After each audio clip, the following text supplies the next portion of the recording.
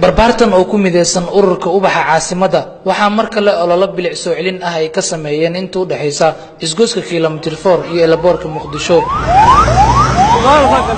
dhalinyaradan oo iskooda isku xilqaamay waxaa horay ubaxyo ay ugu beereen meelo badan oo kamid ah wadada Maka al-Mukarrama waana hindisii ugu horeeyay ee Muqdisho laga hirgeliyay.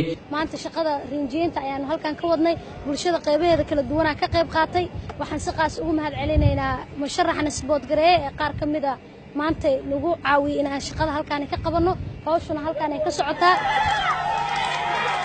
musharax madaxweyne Maxamed Cabdullaahi Farmaajo ayaa markii ugu horeysay dhalinyaradan ku taageeray dhaqaale lagu fulinayo arrimaha bilic soo celinta.